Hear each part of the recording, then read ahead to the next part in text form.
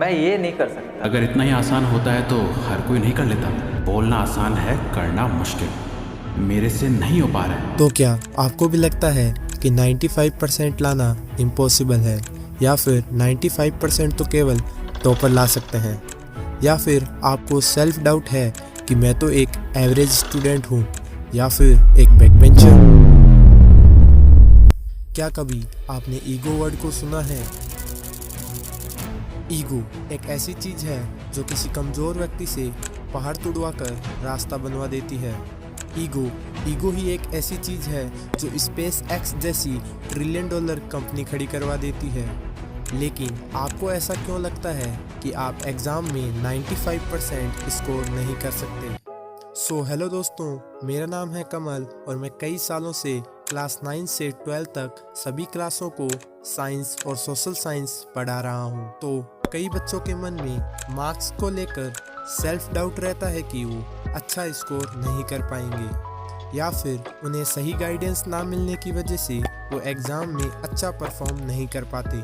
तो इसी को देखते हुए मैं आपके लिए 5 ऐसी स्ट्रेटेजीज लाया हूँ जो आपको कॉन्फिडेंस बिल्डिंग में और एग्ज़ाम में अच्छा स्कोर करने दोनों में गाइड करेगी। इस वीडियो को जरा सा भी स्किप मत करना, क्योंकि ज़्यादातर बच्चे सेकंड और फोर्थ स्टेप ना पता होने की वजह से एग्ज़ाम में अच्छा स्कोर नहीं कर पाते।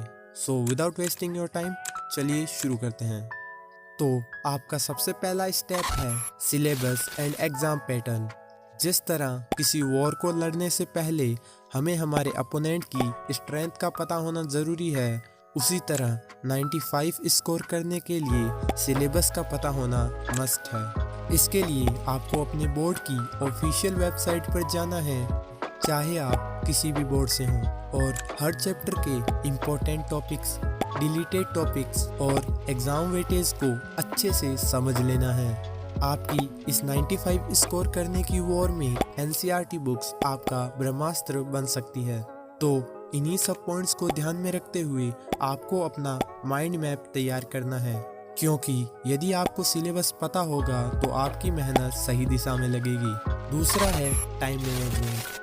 आपको एक ऐसा शेड्यूल प्रिपेयर करना है जो रियलिस्टिक हो। आपको ऐसा टाइम टेबल नहीं बनाना है जो कि आप फॉलो ही ना कर पाओ। डेली के 5 to 6 hours quality learning enough है एग्ज़ाम में अच्छा स्कोर करने के लिए। आपको डेली के हर सब्जेक्ट को टाइम देना है उसके डिफ़िकल्टीज़ के बेसिस पर। आप उस सब्जेक्ट को ज़्यादा टाइम भी दे सकते हैं जिसमें कि आप वीक हो, for example math, science, SST etcetera. Third step है लर्निंग टेक्निक। बच्चों के मन में ये हमेशा डाउट रहता है कि बेस्ट और इफ़ेक्टिव वे में कैसे पढ़ा जाए, जिससे कि उन्हें चीज़ें लंबे समय तक याद रहें और रिवीजन करने में भी आसानी हो।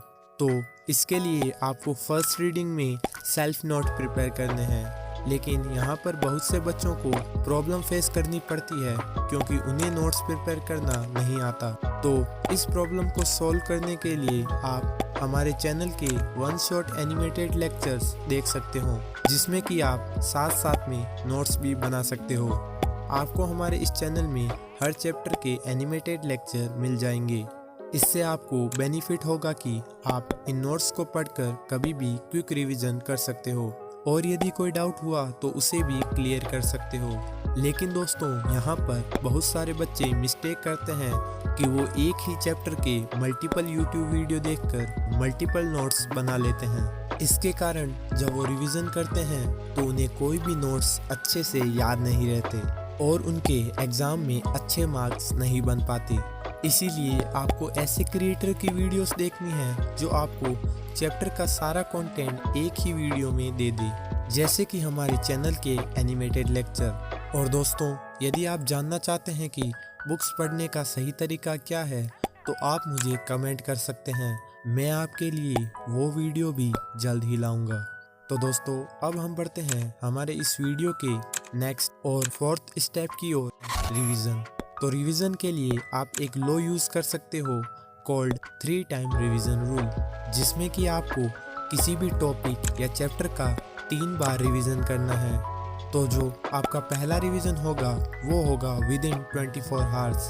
24 आवर्स में आपने जो भी टॉपिक पढ़ा है उसे आपको दोबारा से देखना है और अपनी नोट्स में डिटेल्स को ऐड करना है, जिससे कि आपकी मेमोरी और स्ट्रॉन्ग होगी। इसके बाद जो आपका सेकंड रिवीजन होगा वो होगा आफ्टर 7 डेज। ये रिवीजन आपकी उस टॉपिक की अंडरस्टैंडिंग को और बढ़ाएगा और जो गैप्स फर्स्ट रिवीजन में छूट गए थे उन्हें फिल करेगा। और जो आपको थर्ड रिवीजन करना है वो करना है 30 डेज आफ्टर फर्स्ट रिवीजन या फिर जस्ट बिफोर एग्जाम्स। ये रिवीजन उस टॉपिक को आपकी लॉन्ग टर्म मेमोरी में लॉक कर देगा, जिससे कि आप उस टॉपिक को कभी नहीं भूलोगे। तो यहाँ पर हो जाता है आपका रिवीजन एंड। अब हम बढ़ते हैं हमारे इस वीडियो के last but not the least 5th step की ओर, PYQ एंड राइटिंग। ये स्टेप बहुत ही इम्पोर्टेंट है क्योंकि ये आप में कॉन्फिडेंस बिल्ड करेगा और आप एग्ज़ाम को समय से पहले कर पाओगे, जिससे कि आपको एग्ज़ाम रीचेकिंग के लिए समय भी मिलेगा। इसके लिए आपको पिछले 5 इयर्स के PYQs यानी प्रीवियस ईयर्स क्वेश्चंस और सैम्पल पेपर्स निकालने हैं और उन्हें डेली प्रैक्टिस करना है। ये आपकी राइटिंग स्किल्स को बढ़ाएंगी, जो कि आपको नेक्स्ट क्लासेस में भी काम आएगी। और आप हमारे हर लेक्चर के एंड में दिए गए इम्पोर्टेंट क्वेश्चंस और MCQs को भी प्रैक्टिस कर सकते हो, जिसके आंसर आपको हमारे टेलीग्राम या व्हाट्सएप ग्रुप पर मिल जाएंगे। तो आप इन स्टेप्स को फॉलो करके इजीली क्लास 10th में 95 से अबव स्कोर कर सकते हो। और तो और इन स्टेप्स के साथ मैनिफेस्टेशन भी ज़रूरी है, जो कि आपके 95% के गोल को अचीव करने में मदद करेगा। सो आज की इस वीडियो में बस इतना ही। आप चाहें तो इस वीडियो को लाइक कर सकते हैं, इस चैनल को सब्सक्राइब कर सकते हैं। Take care, bye bye.